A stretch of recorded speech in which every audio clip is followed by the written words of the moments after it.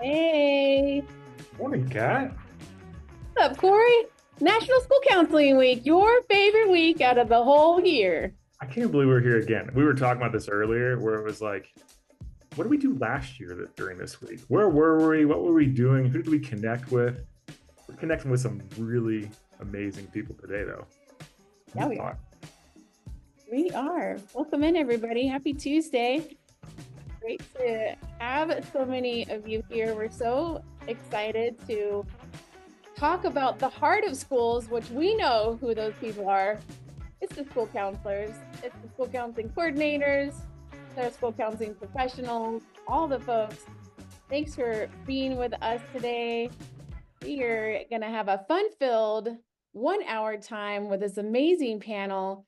Get your chat open and ready because we want to know what is happening in your world for the school counseling week. And our question to get us started today is the one thing you are excited about for this new year. What is it? Can you type that one thing in the chat? Corey, it's 2025. You're looking as young as ever. What are you excited for? What are you looking forward to for this year? Well, it must be these glasses, Kat, because it's the only way I'm looking that excited and young. But I'm always excited for a new year. I make a long list of things that I want to accomplish, and I try to do my best to get to like 80% of the things that are on the list. I never shoot for 100. We're not perfect, but I do try to accomplish those things. And one of the things I'm really trying hard to accomplish is making deeper connections with some of my friends that I haven't talked to in a long time. You get life going, you move on from certain things, you got family, you're balancing a whole lot of things, and trying to like pause for a moment and just connect becomes really important. I think now is the time for me on my list of things to do to knock out for 2025. What about you? What's exciting for 2025? Oh my gosh, the list is so long of all the excitement, and you got me thinking because we have three really cool people with us today, and all three of them I've known them in different aspects of my life, and I'm actually down in Phoenix at the Arizona School Counselors Conference this week. And speaking of like lifelong friendships, this profession has afforded me people that I have met from my very first year into even last year. And I think the power of connections is something that is so important. And so I think for this year, I'm just really looking forward to just finding the time to do some fun things with family and friends, taste some new food, taste some new drinks, smell some new air, see some new sights, and just be able to really add some stamps to my national park book, my state park book, and just experience life and all that it has to offer. And it seems like lots of people are looking forward to a lot of different things this school year. Like I think there's a rejuvenation sometimes when a new school year happens. Yeah, I love seeing what everyone's listing out there. We got people working on PhDs. We got people talking about just engaging with others. We got people talking about reading goals, which I love a good reading goal and a reading list.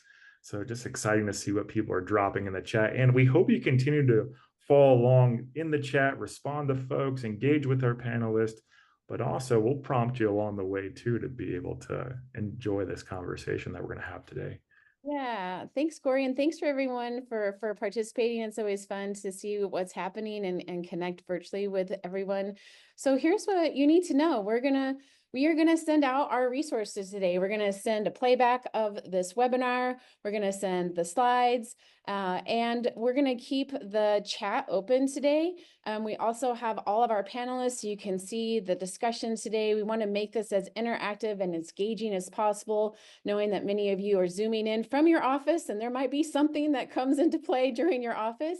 So if you miss a part, don't worry, our team will make sure to get all of the resources out within the next 24 hours.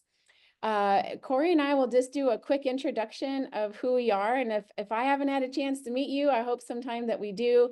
I'm Catherine Pastor. I go by Cat here at Character Strong, and was fortunate enough to meet Corey through our national association through being honored as the 2016 National School Counselor of the Year.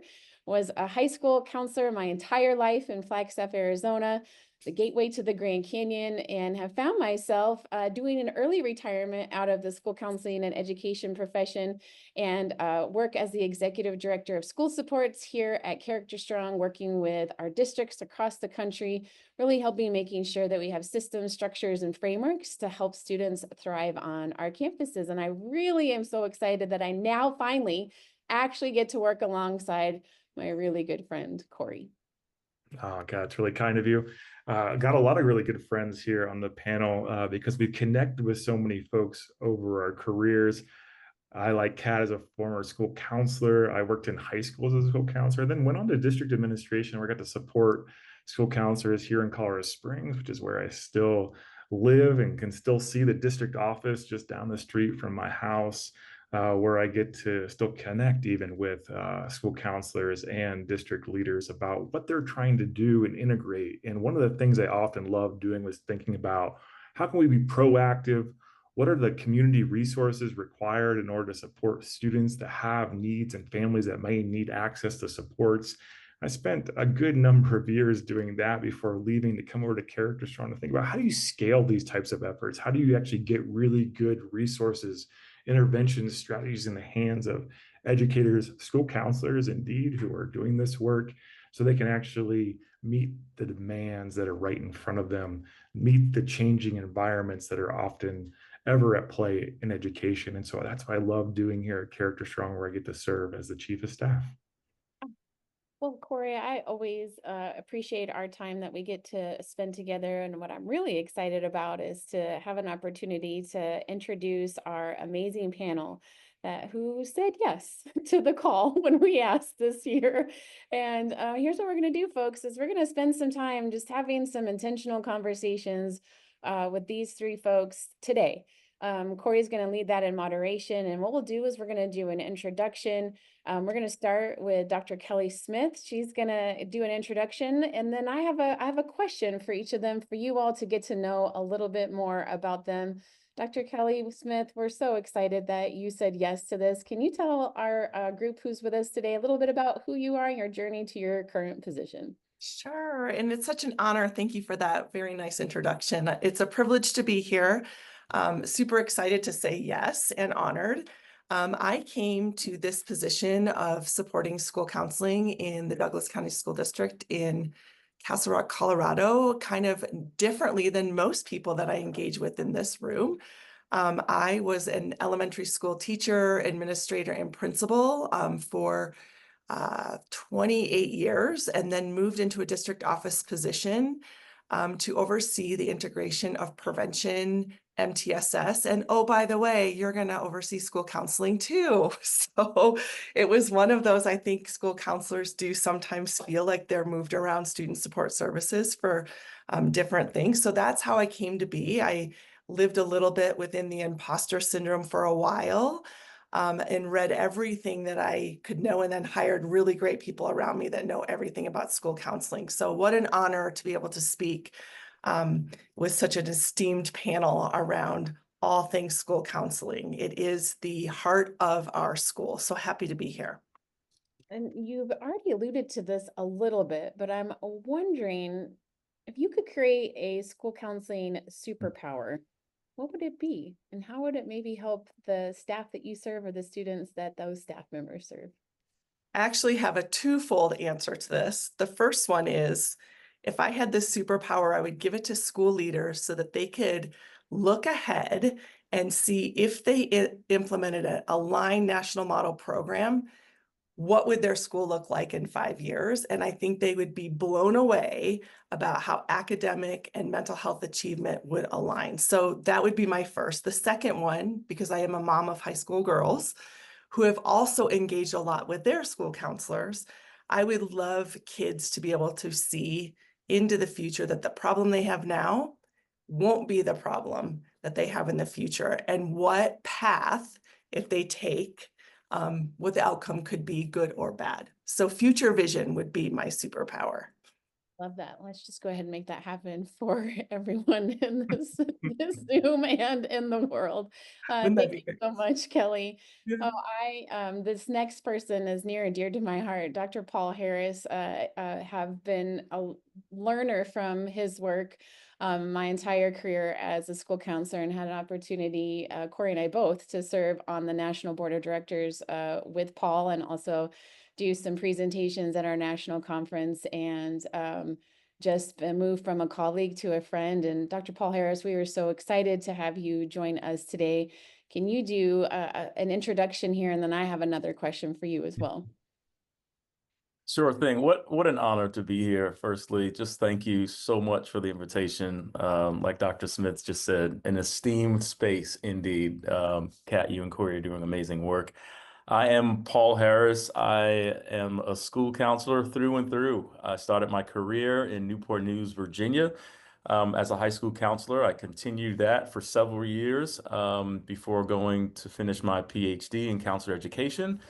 After which I entered academia, started at the University of Virginia in Charlottesville, Virginia, spent 10 years there, and then went off to Penn State for a little bit.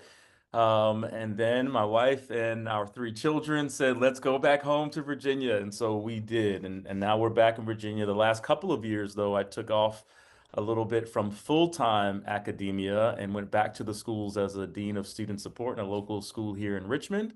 And now I'm full-time as a counselor educator at Virginia Commonwealth University here in Richmond, Virginia. So it's great to be with all of you.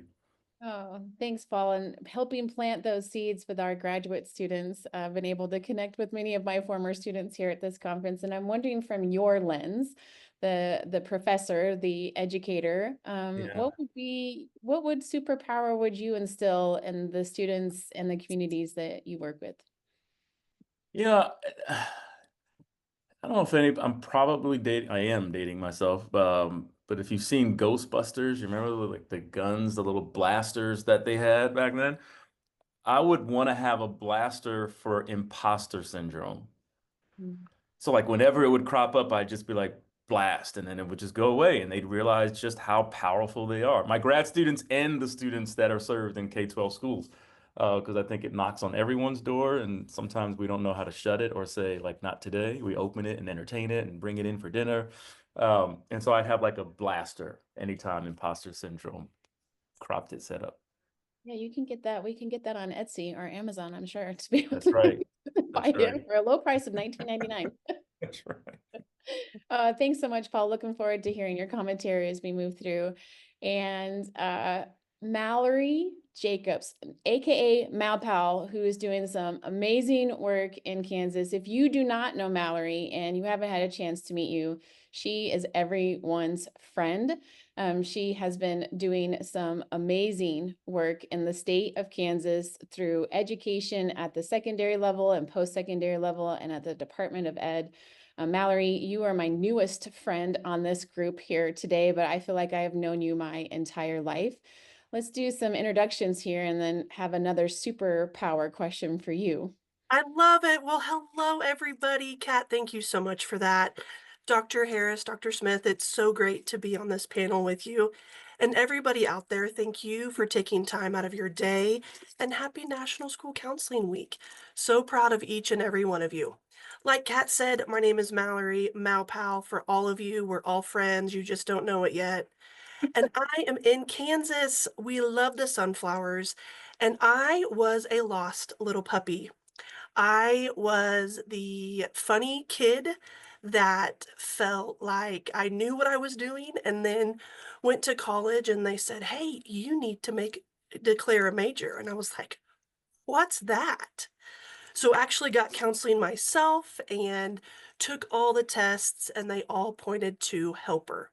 And then I saw the light and met the amazing staff at Kansas State University, go Wildcats. And it just came from there. I'm from a family of educators, and it is just such an amazing, amazing adventure. I started off at a K-12 building, literally in the middle of a wheat field. And I was also an online counselor before online was super cool. I knew how to Zoom before that all came out. It was so much fun. And then found the love in elementary. And so I'm now in Topeka Public Schools at Whitson Elementary as also the lead elementary counselor. And in the chat down through the conversation, ask Malpal what she does and during the midweek for her break from school counseling. She has a really fun story on how she helps her community out. Corey, I'm going to turn some things over to you to get us started and dive in deep with some questions from our panelists. Yeah, I'm really excited to hear from the group, Kat, and we've got some key questions that we're going to ask them to gain perspective on how they see the world of school counseling, how they interact with their communities, because we often know that school counselors can be and at times are inundated by the number of needs that come their way. And we often see many schools, sometimes practitioners, counselors, feeling like they're constantly in crisis mode. How is it they're going to dig themselves out? How can they be more preventative in nature, proactive in their work? I think is what we're all trying to do.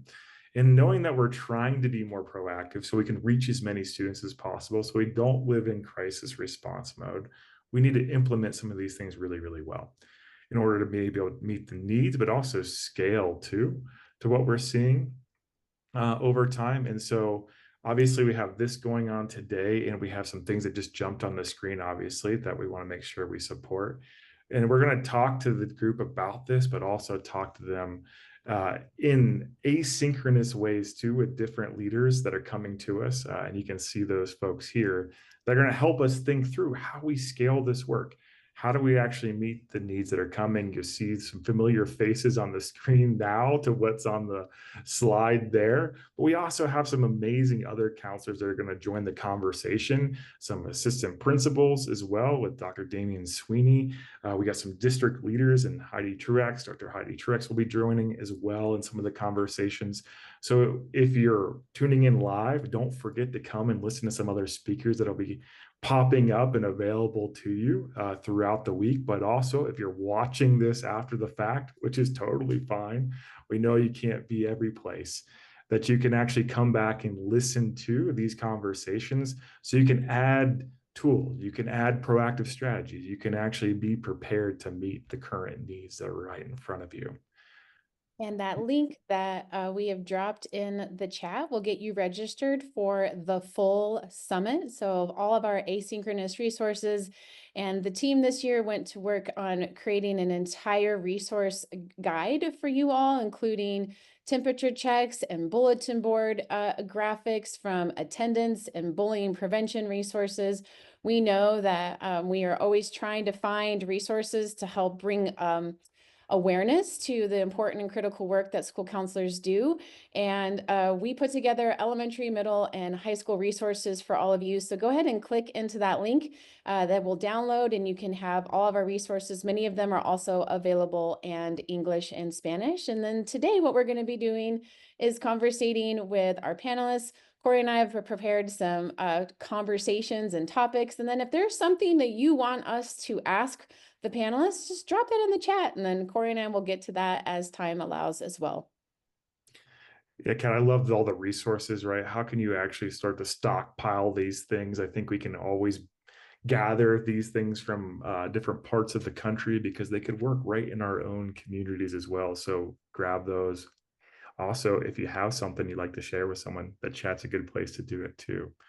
So with the panelists that we have, we want to dive into some questions, right? We want to think through what are some of those things that we can do to be proactive, to help our students think through the way in which they're going to develop skills and how is it they're going to navigate the world. And if you could think about it from this way, and we're going to start with Paul. Paul, like, what is one practice or approach that you've used or trained, right? Future school counselors to help students develop resiliency and coping skills to meet today's challenges? Or it's a great question, and one that I continue to ponder every single day, every semester, as we just iterate, right? And we figure out what might be more, if you will, congruent to the students we're serving. And one thing that has persisted, though I hope I've gotten better at, is delivering everything through a strengths-based paradigm. if there's one thing I've learned in the schools and now with graduate students and toggling back and forth still with K-12 and higher ed, it's that we really don't have a hard time figuring out what we're not good at. We kind of get the deficit approach really, really well. And that's not to say that we shouldn't give attention to the things that we need to improve upon. But one approach in the classroom with grad students specifically is to capture the strengths of everyone in the room, which takes some creative pulling out of those strengths, but then building on them and reinforcing them and coming back to them as we approach different barriers or challenges and using those same strengths to sort of navigate those spaces. The hope is that they too will realize the power that they have within schools as leaders and as a parallel process that they can facilitate the same in their own students, particularly when we're working with any student really from any background in any setting who might come from really difficult experiences, which I think all of us living life do at some point, but to lean into the strengths even within those difficult experiences that can contribute to the resilience and coping and ultimately thriving. So that's one strength-based paradigm.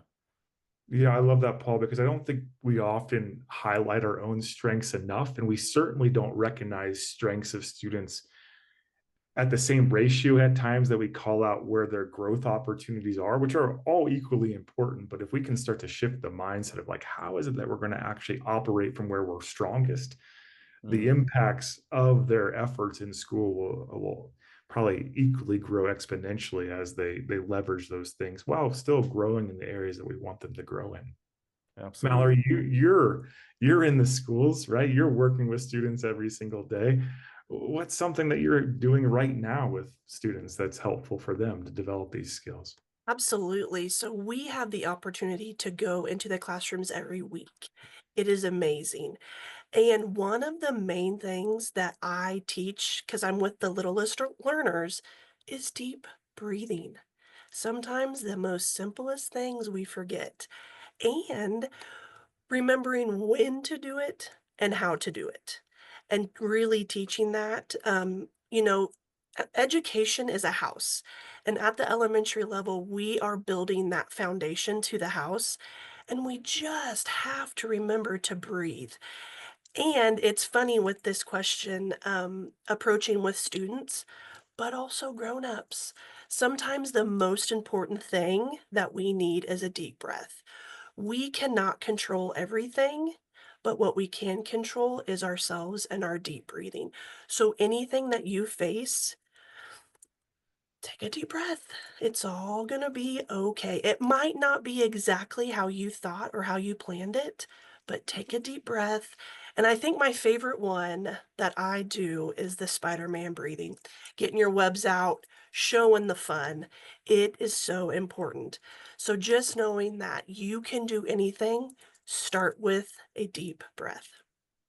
Now you're gonna have to drop more about the Spider-Man breathing in the chat for folks, but I really love what you're talking about, that idea of co-regulating with students, right? Especially early ones, so they can see how it looks, but also those adults really do have the ability to help regulate students when they need that moment of breath.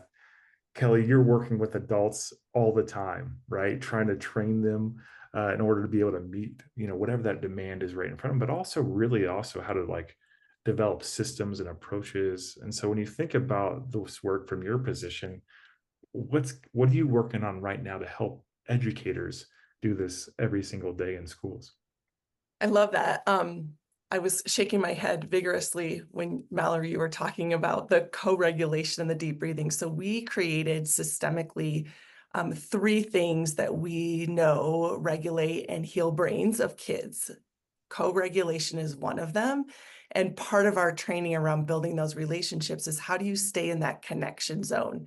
And one of the ways to do that is to stay regulated using those same coping strategies. So modeling when you're not in the connection zone, what that looks like for kids so they can start learning those strategies by seeing you as an adult still struggling sometimes with staying in that regulated and connected zone. One of the trainings that I went to with Character Strong talked about our kids walk into school with lighter fluid on them. Are we lighting the flame or are we neutralizing that? So we talk a lot around co-regulation so that we can make sure that we're in a place where we can connect and heal those dysregulated brains. So I was shaking my head yes on all of those. And another one is focusing on agency. If kids know that they can, they do. So we use that word a lot. And that is an asset-based approach that I love. So it's a couple of systems. Yeah, no, I really appreciate that, Kelly. We talk a lot about too that how do you wash off some of that lighter fluid that folks are coming into the building with already. Those life experiences don't stop when students enter the door, and neither do they stop for adults. And so, how is it that we do that consistently to create the right environmental experiences for students? And when we think about this idea of how do we create not just the right environment, but how do we foster emotional safety? How do we create well-being while also addressing the physical safety concerns that our schools are faced with? Like, what are some of the things that you think about? Maybe it's a proactive strategy, maybe it's a policy that we're enacting, maybe it's a set of beliefs that we actually hold collectively as school counselors, as educators, that allow us to create the right safe environments so students feel well, they are heard, and they're able to actually navigate school in the way they want to. So, Mallory, what are some of the things when you think about that or hear that, like what comes to mind for you? Absolutely. This is, I think, the bread and butter of school counseling. We are what we need to foster a safe environment. And I always ask counselors or other educators, what do you need to have a safe environment? Do you need to see the door? Do you need people around you? Do you need your space? Think about that with your kids. Have that different perspective and knowing that my way isn't always the right way. And so I know building that trust, building that connection. I know a lot of people in the chat when we talked about what they're looking forward to this year was connections. Building that, not with just the staff, but also the staff with the kids and also the family. And then again, I work with the littlest learners. So teaching for safety concerns and physical concerns, hands are for helping. How can we help?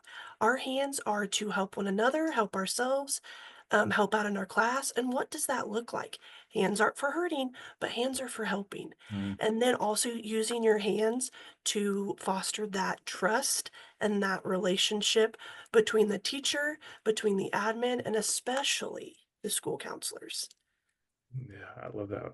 Mallory, Paul, you've been in a position, I know your story a little bit, probably more than others. And so they probably don't have as much context that I'm bringing to this framing of this question, but you've shown up in a lot of communities to help. You've shown up in a way to create spaces for students, for communities, for families, for anyone to be in a space where they feel safe, where they can actually get what they need out of their daily lives and Mm. feel connected. And I'm just curious, when you think about this work and how school counselors can be instrumental in creating helping spaces, creating spaces of safety, what stands out to you? Yeah, Corey, well, firstly, I'm stuck on hands are for helping. I'm gonna put that That's on a a good one. card. It's Yeah. gonna be in my office.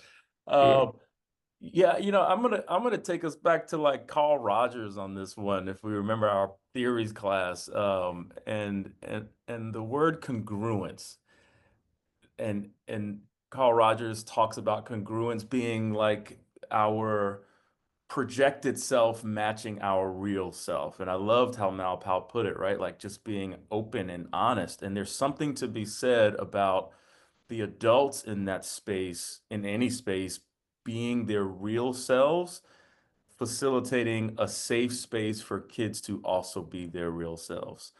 Maybe that looks like saying, I do know something about this and I have something to offer. Or maybe it looks like, you know what, I have no clue what it's like, living in South Africa, Regina, who's on the line with us, or California, Natalia, or others who are from Nepal and so forth. I have no idea what that's like. Or you know what? I just lost my father 3 years ago, and I'm still grieving and being open and upfront and honest about that.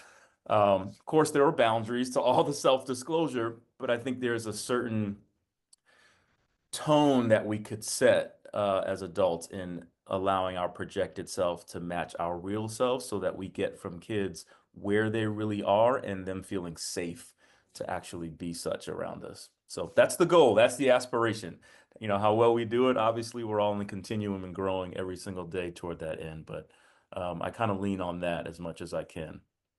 Yeah, Paul, I love that. And Kat was dropping, like, we have to be reminded of these things, right? Like, we learn a lot of this in schools across the country from counselor educators like Paul, but also we've probably done some ongoing reading and training, and we've probably heard some of these things before, but we have to just be reminded of them. We have to come back to them consistently so we can create environments, we can deploy strategies and interventions that work. And if you're following along in the chat, which I think many of you are, because I've been seeing that as things dropped in, don't forget to drop a proactive strategy that you're currently using today that you think is helpful. It could be around safety, it could be around sense of belonging, it could be around this idea of how do we develop coping skills, or any number of things that you think would benefit another school counselor, because today's really about not only celebrating but gathering resources so you can take back and actually use them effectively. So in addition to that web breathing, which I know is probably in there, there's going to be some other things in there, so drop them in there as we continue to move on so we can continue to help support our communities. And we also know that our communities are our schools, right? We often know that over time communities change and evolve, they grow, they scale, sometimes they shrink in size, and the needs of communities change with time. And we recognize that the needs of our community then are also the needs of our children, and how do we actually create environments where families come and seek support from those schools, where there's school counselors or other educators that can support. And I'd love to hear from this group when you think about that idea of the evolving challenges that our educators face. You all serve in unique ways in your own communities. And I'd love to hear Kelly kick us off and give us a little insight, Kelly, into some of the most pressing issues that school counselors are facing that you're working with them on. And how is it that you're addressing the challenges that they're faced with?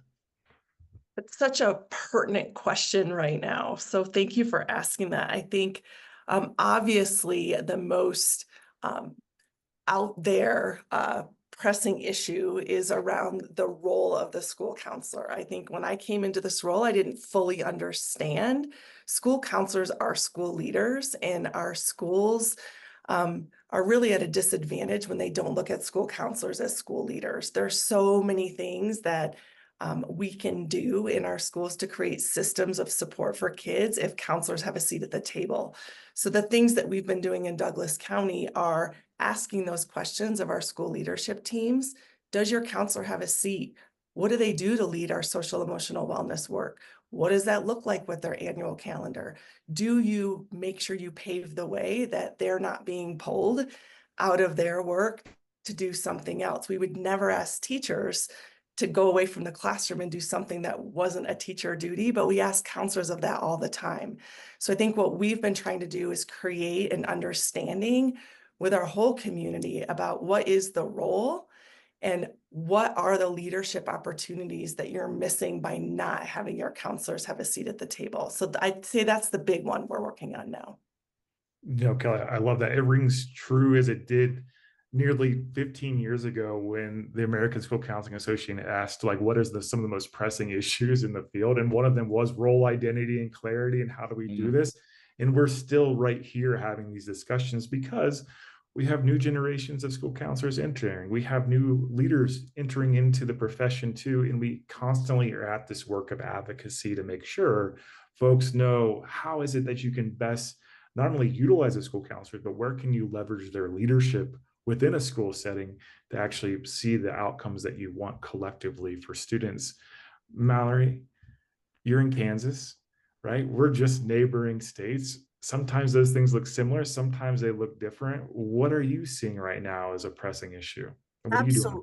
Absolutely. Dr. Smith, I love your answer, and I'm going to add on to that. Thinking about my answer, I've changed it a couple of times in this past couple of minutes, but I think with the timing of everything, and especially this week being National School Counseling Week, advocating, telling Mm, people exactly what we do, telling people that things that we don't do, making it very clear by using everybody's favorite word, data, because data don't lie. It is the Mm, hard facts, it is those hard numbers, and really showing how we help everybody, all of our stakeholders, and how our schools have changed so much. Not only do you come to learn the academics, you come to get loved. You come to take a nap. You come to get fed. You come to get clothes. You come and get your teeth cleaned, your eyes checked, and how somebody mentioned it earlier how schools are the community now and how the school counselors are the bridge of that. I know this may shock a lot of you, but I was a cheerleader in high school. And that's our job is to cheer people on and know that we can help not just the students, but the entire stakeholders. And I know when I first started, I'm like, who is going to come and listen to this big haired girl? She doesn't have kids. She doesn't know really what she's doing. But just being that smiling, welcoming face and telling people what you do, they wanna know. Sometimes they don't know, so grab that mic and let's go. yeah, I love them. And I love some of these takes that you have. I'm going to have to start jotting them down so I don't lose them for future reference, as Paul mentioned, because they're spot on. Paul, what about you? I mean, you're obviously shaping the future of the next generation of counselors, and you not only have to think about today's issues, but even like what are some future issues that they're going to run into, and how do you prepare them for the world that they're going to face as they move forward? So, what are you seeing? How are you addressing this? yeah, this is huge. First of all, amen to Dr. Smith, and can I call you Mal Pal? I feel like Of that's course. all right. All right, Dr. we go Harris, we're back. best friends. It's okay. I am ditto to everything that they've just shared. I echo every sentiment, and I'm thinking of all the opportunities, right? Like that we have to advocate and to push the school counseling profession forward. So I would say in this present moment where I have been finding myself a lot is in neurodiversity and how we serve our neurodivergent kiddos. Is it the most pressing? There's so many different topics that I think are worthy of mention. And I've been finding myself there and the intersectionalities, right, of what's neurodivergence and what is mental health and how have we conflated the two and in what ways, does one maybe lead to the other? And I think as school counselors, we can be the leading voice on how we serve all of the beautiful brains in our building with empathy, with a sense of humility, with a sense of we know some things, but we really don't know all the things. Helping teachers, for example, through consultation, understand that ADHD isn't laziness, right? And all of the other things that we may have said about it over time. Those are some of the future sort of issues that I think are now, by the way. And I think in 10 years, we're going to have a much better understanding of Yeah. all the things, dyslexia, dyscalculia, ADHD, autism, that show up in our offices. And we can be the leaders in teasing out what is neurodivergence that needs a different instructional strategy and what might be something else that we can tend to. And so Emily Kircher-Morris has some fabulous resources toward that end. She's got a podcast called Neurodiverse Podcast and a new book that just came out called Neurodiversity Affirming Schools that I think should be in the hands of every school counselor. She is one. So who better to write that book than she? Paul, I love what you're talking about. You're talking about the real things that counselors are facing with. You've got some people chiming in the chat that are talking about similar things that they're seeing, but also talking about, escalated behaviors that we know that come when we're not addressing the actual needs of a student or understand the root cause for why that behavior is showing up to begin with. And we often put interventions in place that don't really match on to what the student needs, and they become frustrated. And then we don't see growth. And then we often get into this blame game of why isn't this thing working? And it's never about the intervention. It's never about what we've identified, right? It's often about these other variables that we attach to. I'd love to stick with you just for a minute, Paul, and think through. You've been out there, you've tested a lot of ideas that you've talked about in schools, right? You've studied different things that have worked as intervention practices. You were talking about neurodivergence, but no need to stick with just that. When you think about something that you've implemented that really does work with our diverse learners, what are some strategies that you know have been really effective or even used yourself or studied in the work that you do? Yeah, I mean, gosh, yeah, great question, Corey. I'm so many passions. So I'll lean into one for this, and as time allows later, maybe we can loop back on some of the other thoughts. But I think creating safe spaces for diverse learners is a huge part, right? We all know about sense of belonging, and when you feel like you belong, your sense of self-efficacy goes up, your sense of motivation, engagement, all of that. We start seeing learning behaviors because you feel like you actually belong there. And so one of the things I started years ago when I was in Charlottesville at a local high school was a young Black men's leadership group. And it was a school counseling group. And the focus in that space, Corey, was like Black males and athletics. Not to get too down that path, but part of the idea is a lot of Black males are disproportionately represented in certain sports and perhaps find too much of their identity, not all Black males, but too much of their identity in that space. And so in this regard, creating somewhat of an affinity space or a group counseling space where we can explore who they are without the ball, going back to that strengths-based paradigm that I referenced earlier, can do wonders for them developing a multi-dimensional sense of self and feeling more like they belong in this academic scholarly space just as much as they belong on the field and on the court. And I think we can superimpose that idea to other groups as well, just creating space where they can talk and be safe in sharing what their lived experience is, and hopefully broadening horizons as appropriate so that they feel a sense of self more so than they did prior to our meeting. So that's one group counseling um, curriculum that we've put together and continue to revise by the year for sure. Yeah, I love that idea, Paul. Like we're not one dimensional, right? There's so many intersectionalities of who we are and how we engage in the world. And so helping folks explore, especially when you think about students at the middle school and high school level, what a developmentally ripe age to think about oneself and how is it that you can foster that and align it to how is it that you can be viewed more than just one way, and how can you interact in the world in one way. Kelly, you were a building leader. You were working with students and adults to create these types of programs or to implement really effective interventions in schools. What are some of those things that you utilize to meet the needs of diverse learners? Such a great question, and this answer is not super exciting. That's okay. But it's one of the most important things that I realized as a school principal and now leading our counselors is having them truly understand how to dissect data so that they can identify what those groups are to meet those lagging skills. So we're trying to do, I have two exceptional lead counselors that are leading a lot of this work, and really we found out that our school counselors didn't have access to a lot of school data, didn't know how to get it. And I actually got pinged by one of our cabinet level folks. Why are all the school counselors asking for iReady data? I was like, okay.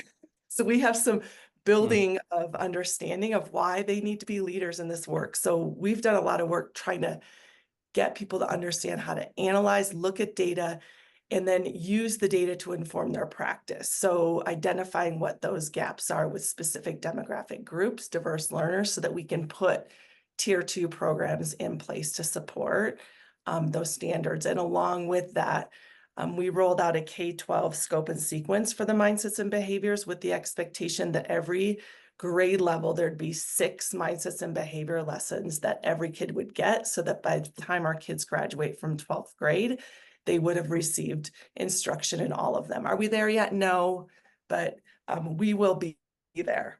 So I think it's not an exciting answer, but really data, it drives the work and it makes sure our kids don't get missed. Kelly, what I love about what you're talking about is that sometimes the new and exciting thing doesn't replace what we know works, right? It can be going right back to the things that are consistent, that produce results.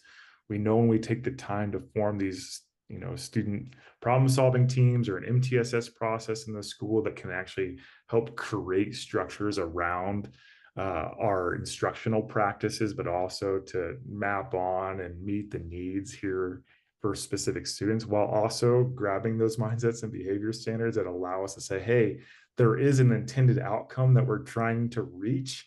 And there is a pathway forward if we're intentional about it. But if we hope to achieve it just by throwing different interventions or strategies out there, we're going to miss the mark. And oftentimes there's not going to be a level of fidelity, and the universal practices become way less universal, and they become really just for those that happen to be in the right classroom where someone was delivering the instruction the way it was intended. And that's not how we meet the needs of all students by any means. And so I appreciate that idea.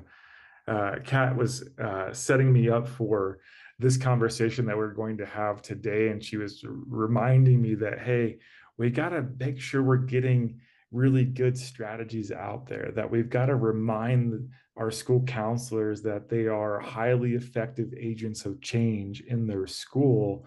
And I was thinking about, like, well, where did I learn those things? Like, where do all of us learn the things that we do? And it came back to a professor, and I actually found her on LinkedIn again after a good number of years since we've last talked. And I just sent her a message. I said, thank you. She's long retired now, but what stood out to me was this idea of, we actually have the ability to create systems in our schools that go beyond just our individual abilities to force something to change, or using our own sheer will as counselors to create some sort of change in schools, because that doesn't actually produce systemic change. It doesn't last long. It only resides with one person. And we know if the system doesn't embrace it, when that person moves on, retires, moves schools, then those things crumble away, and students then are still there looking for the next thing. And hopefully the right person shows up to deliver it.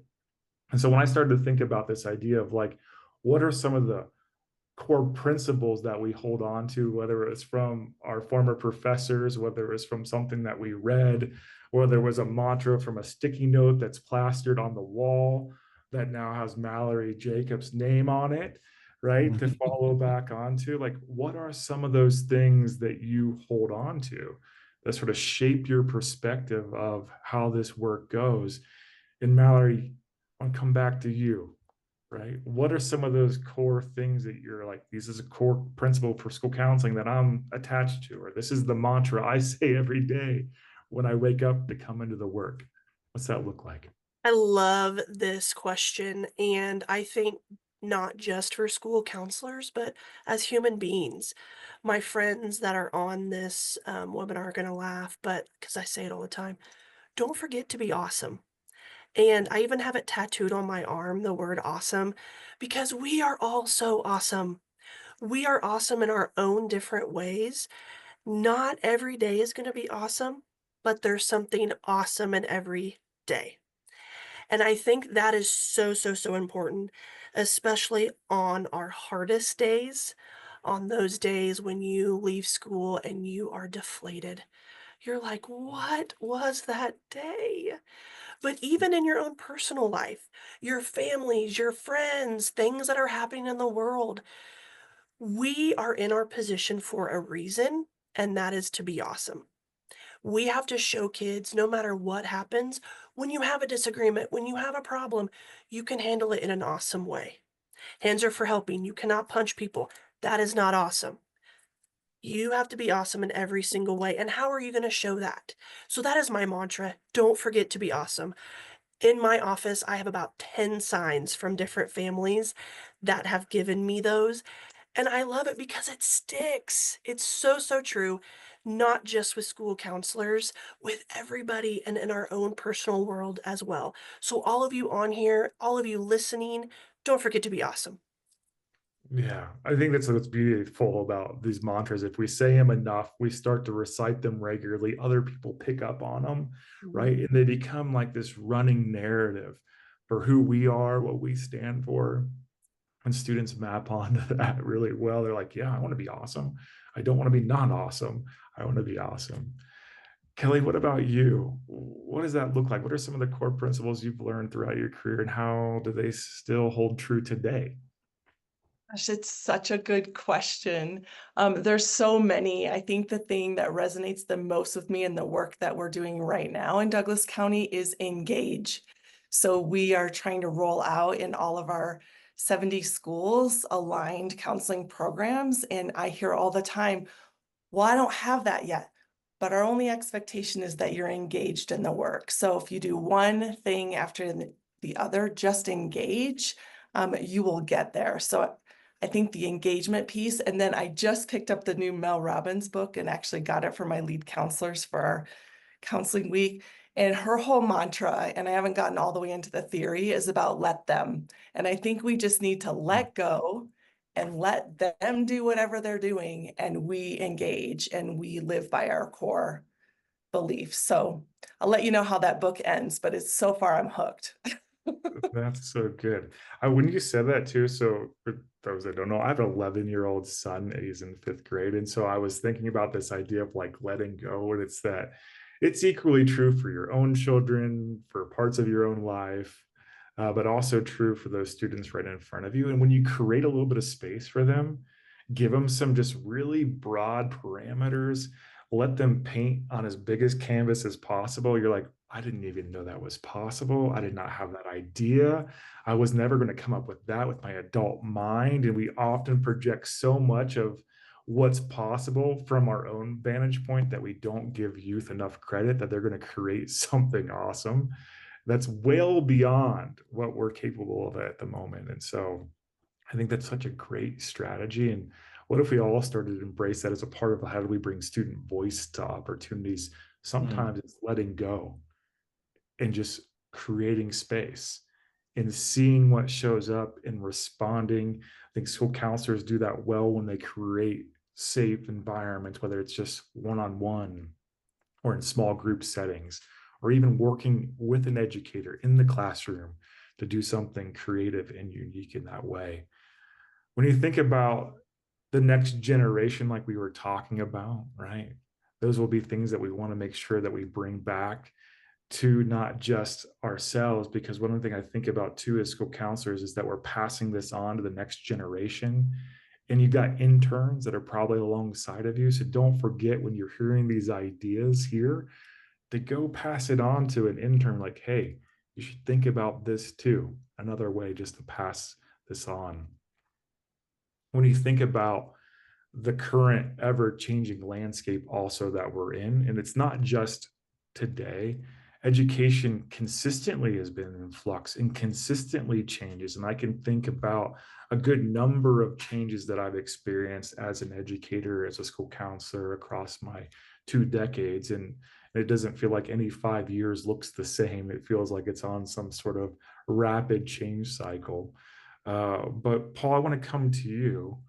What advice would you offer to school counselors that are just starting in the profession, say the ones that you're working with, or those that are, 1, 2, 3 years into the work, to navigate an ever-changing educational landscape?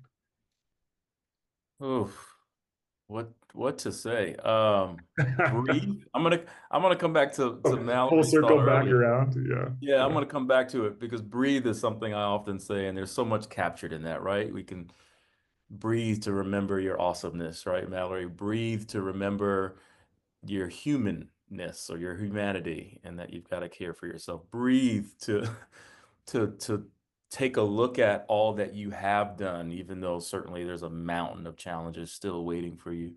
Um, Breathe. I think the other thought for me is stay ready so you don't have to get ready. And I use it in multiple contexts, but for school counselors, it's stay engaged, stay connected to community, stay plugged in to PD, right? So that we're still developing those core competencies so we can define the curve of education and not just stay ahead of it. We could actually be a part of articulating what it should look like, which I think school counselors are well positioned to do. Um, those would probably be top two. I think, and I'll stop. Yeah, maybe I'll stop there for a minute. But those are those are up there, Corey. Yeah. Yeah. I mean, I love that idea of not being a passive observer. And that's what I was hurt, like what I felt, Paul, when you're talking about that, that we have the ability to shape the arc, the curve that's happening in front of us if we're plugged in, right? And we have to be plugged in. We have to continually learn. We have to continually be ready for the next whatever, so we can actually help shape the direction of public education as we know it. And so I think that is a really, really good piece. And breathing is equally, I think, we recognize to Gotta be breathe. so important. As we start to wind down and get ready to close, we talk about this idea of like what inspires us. How are we going to call ourselves to action? We're a profession that's constantly in the work, right? But also we have to be thinking about how is it we're going to shape the next future spaces that we're involved in. And when you think about what inspires you today, I'm going to come to Kelly for this one. And Kelly, when you think about what's inspiring you most about working with school counselors, right? What's got you excited? What keeps you going every day? Gets you excited to show up on a Monday uh, that you're experiencing right now? Well, I was even laughing. This is perfect. So my mantra, so to speak, around working with counselors is they just keep coming back. They show up every single day and keep coming back. And even as we were getting ready for this webinar, like it was like 4 minutes before we were to start, and Kat and Corey, you were so relaxed about not having the audio working. I was like, if it was me, but that's what I deal with all the time with counselors is that they're in the zone. They keep showing up, and no matter what's happening behind them, they're so calm most of the time. So I think the thing that inspires me the most is they're hardworking. They keep showing up, and I celebrate it all the time. And I talk to my lead counselors when we have a hard conversation or a hard something. I'm like, but you came back. You're here. You keep showing up. So I think that's what keeps me energized is the positivity that school counselors embrace every day. And it's just a privilege. It's been such a privilege. Yeah, no, I think a lot of it is like we talked about earlier, the mindset that we bring to our experiences. How do we, on the ride, the walk, the commute to school, how do we find the right mindset to bring forward and actually create the experiences that we hope that others would for students, but we know we're going to because we came with the right attitude, with the right mindset, the right willingness to continue to stick with it. And I think that's really, really important. We have one last question for folks, but before we ask the panelists, I'd love to in the chat with those that are listening, what's got you inspired right now? What keeps you engaged? This is National School Counseling Week. It's the week about you, right? You get to celebrate. Hopefully, you're getting lots of love from students, from administrators, from each other right now. I think sometimes it's equally important to reach out to our colleagues as much as it is about hearing it from the leaders of a building and just reminding each other of the impact that we make. So, if you haven't got a chance yet, open up that chat, drop what's got you inspired as the group answers this last question, because we've got a national audience, right? We've got an opportunity to share something that's important to not just ourselves, but perhaps others that need to hear it today. And Mallory, I'm coming to you first, right? What's something that you want to share to the school counselors across the country today? Well, this is such a fantastic question and such a fantastic closing question. I love music, and to quote a phenomenal beat, a great bop, a great song by Andy Grammer, you gotta keep your head up. Oh, every single day you have to keep your head up. Even when it's hard, even when it's difficult, you have to keep your head up because if not now, then when? And if not who, what's going to happen? And it's all about the connections. Build those connections, come to webinars, go to conferences, do those PD things because that is really what it's all about is connections. Like we've talked about, we don't have all the answers, but man, I can call somebody that I can get an answer to really quick. So keep your head up and keep those connections. And happy National School Counseling Week, everybody.